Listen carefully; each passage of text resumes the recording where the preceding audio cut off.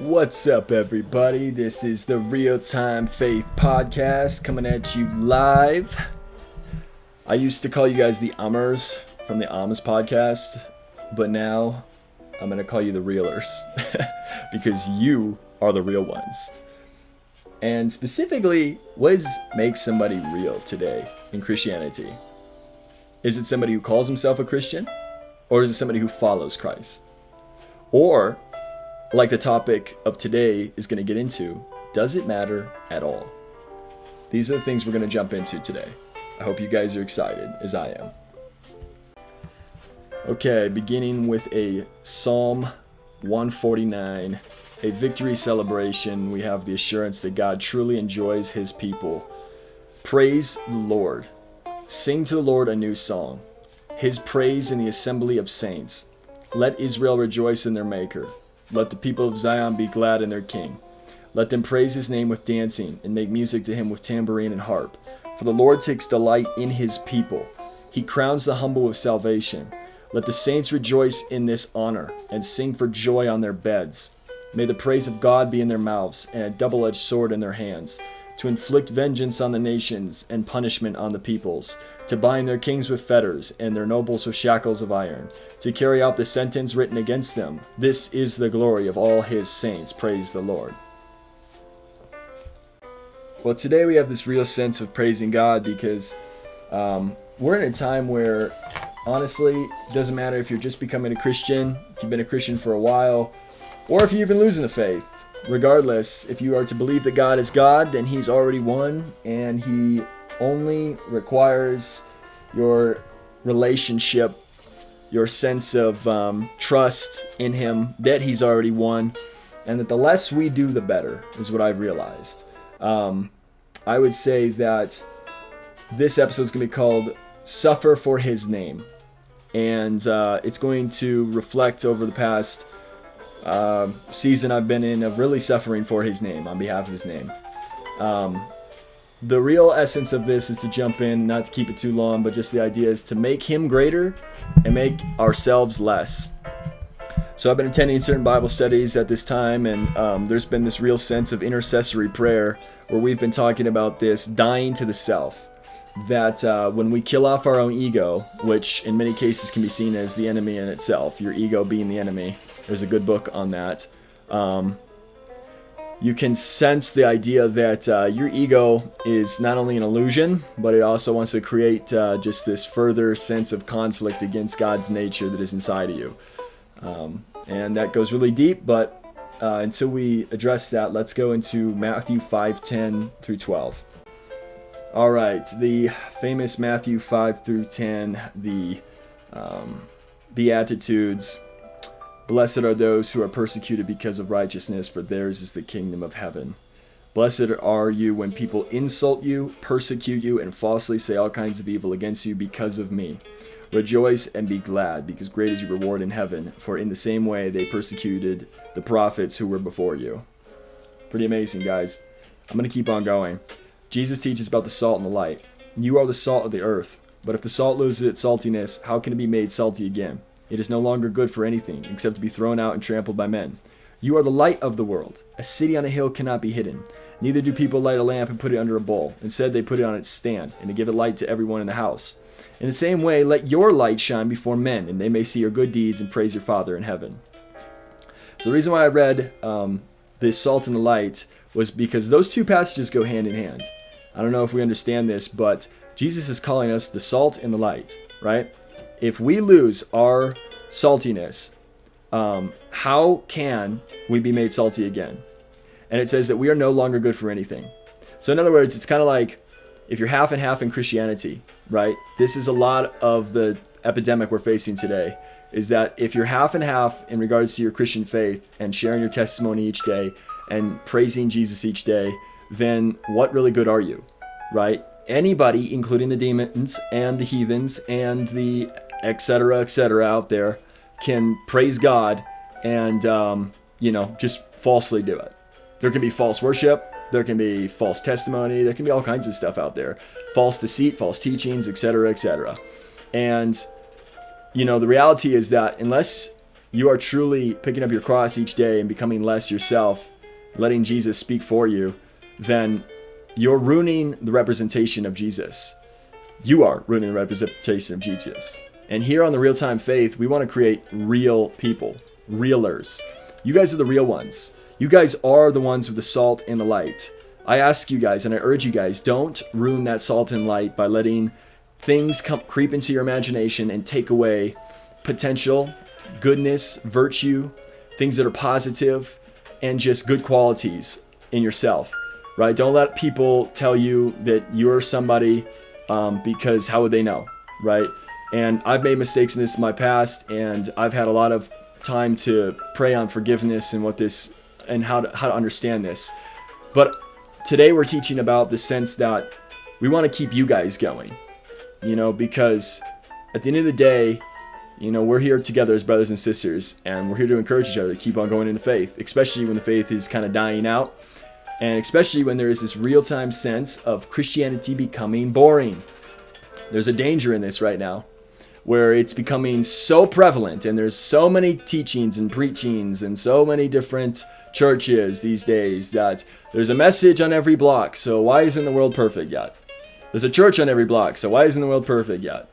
There's all these things that are legitimately in accordance to God's word. Why isn't everything perfect yet? Is there something else going on here?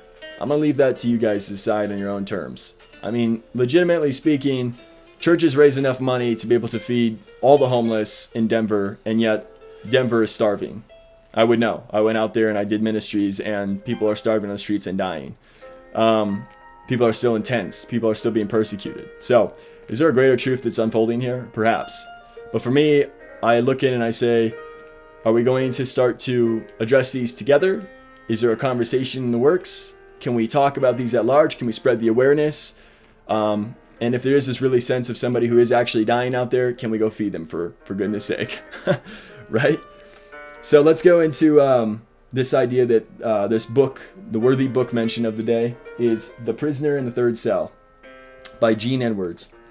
Now, a friend gave me this, passed this on to me, and he said, Josh, he's like, I don't know why, but the Lord told me, put it on my heart, and he said, I want you to read this book. And I said, all right, let's do it. So I read it, knocked it out one session. It's a small book. And basically, it's the idea that what do you do for a God who does not live up to your expectations? And are you the prisoner in the third cell? And what it represents is when John the Baptist was in a cell for being the witness to Christ's coming. That he preached, he taught, he did everything he could to possibly witness to Jesus. And what was his reward? Well, ultimately be thrown into prison, then beheaded, right? He suffered not only to get to be a prophet, as he was a prophet, and the end of his prophet days. There was not really a sense that he got to experience anything worthwhile other than perhaps some deeper inner transformation that only John could see, being close to God. But what I have seen is getting closer to God is the intensity. They say that Jesus sort of reveals the worst, kind of parts of us. I guess the parts of us that are not the cleanest. And once they come out, what does that look like? Well, it's an inward transformation. But I'm not going to get too deep into that. I just want to talk about this idea is that in this book, The Third Prisoner, or The Prisoner in the Third Cell, there's this quote that says, "And blessed are you if you are not offended with me." And basically it's just saying that, look, you're going to go through ups and downs, highs and lows. Life is a roller coaster. It's a roller coaster for believers, non-believers. It's a roller coaster for, believe it or not, impure spirits, people who are deemed as having impure spirits inside them. It's a roller coaster for everybody and everyone. Nobody gets out of here alive. Nobody gets out of here unscathed. And nobody gets out with any sort of hardship that has not been suffered or endured. And with this being said, I see God shaping us together as people in the beliefs. I see people who are being shaped and molded, and depending on how you're being molded in your season, I say stay with it, stick with it, stay in the faith, even on those days where God has abandoned you, because believe me, I have been on those days where it has felt like God is not even there.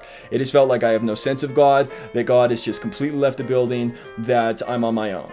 Then there's been days where it feels like I am in walk in touch with Jesus the entire day, and everything is spiritual bliss. And I can't help but think to myself, what did I do wrong on the days that I don't feel God versus the days I do feel God?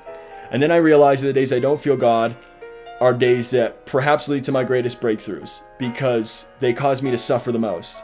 And suffering often leads us to break through on the other side. So if you're suffering right now on behalf of your faith, just know that it's going to reap rewards in the sense of your character and discipline. Discipline being immensely necessary in the Christian faith these days, especially in real-time faith. My reelers that are out there, the real you need to be disciplined. You need to be disciplined when people are going to talk to you about Jesus and when people are going to scoff at you about Jesus, because they're going to do that all day long. They're going to say that all day long. Jesus could be just a teacher, it could be just a prophet, it could be et cetera, et cetera, et cetera. And you need to be ready. I urge Christians today to become more intelligent, more knowledgeable. Be ready for whenever people are going to throw in their arsenal of whatever they have at you in opposition towards your beliefs in Christ. You need to be ready at the capable disposable when the tons of New Agers out there, which I'm not even going to create a label of, I'm just going to say that there are people out there that are deceitful, and they have their own teachings, and they have their own agendas. And when they come at you with this sort of namaste, the soul be with you, or soul, all this other stuff, right? And they're trying to deny Christ at large. You're either going to be a fundamental Christian that says that if you don't believe in the Son, then you're part of the Antichrist, and you're a deceiver and a mocker, or you're going to fall into it, because the greatest quote is that if you can't beat them, you join them. And I've seen a lot of Christians who just have not been able to beat the system, so they join it. And they just fall to it. And they fall over and over and over and over and over to it, and they keep suffering for it. Well, here's what I gotta say to you guys. I urge you to keep moving forward. Stop suffering on behalf of something that is based off this opinion around you. People largely do not necessarily care about you, nor do they care about your opinion, nor do they care about your appearance, nor do they care about what you are, who you are, and what you do. The reality is that they actually just fundamentally almost have an agenda of themselves, care about themselves, their own family, their own friends, sometimes not even their own friends. Today, we're becoming so isolated in our societies, and we're alienating so many people because of not knowing who they are and where they come from. This needs to stop. This is a serious thing between us Christians today that needs to stop. If we're going to accept more others, we need to build in each other a community that's going to be more accepting of others and more tolerant of others, more tolerable of others. For the fundamentalist Christians that want to keep to themselves and stay with the John the Baptist sort of saints, and you guys are going to suffer at large, be persecuted, just like the saints are, correct? You're great and you're righteous in God's eyes. But know this much. The other people on the other side are persecuted and suffering just as much as you are. So there really is no sense of worth of who suffers more in this life, because we all do not make it out alive. And if we all do not make it out alive, then I urge people to come together and start to love one another more and try to see the bigger picture that is at reality here. Love on the people that are close to you. Take care of the lot that's been given to you. And know that God walks with you. But his nature is not for you, nor is it against you. It is just of God's nature. Nobody can put a label on Jesus. You can't even call yourself necessarily a Christian as much as the Christians did back in Antioch. Even though they did, they necessarily shouldn't have, because Jesus' nature is not of calling himself anything. He didn't identify with himself anything other than the fact that he just saw things that the Father did in heaven and did those exact things. Furthermore, if we want to understand Jesus' teachings at large, he had three things that he did as a teacher. He teached, okay? He preached, right? He drove out demons, okay? And he healed, all right? Teached, preached, same thing, right? Healed and drove out demons. That was his ministry.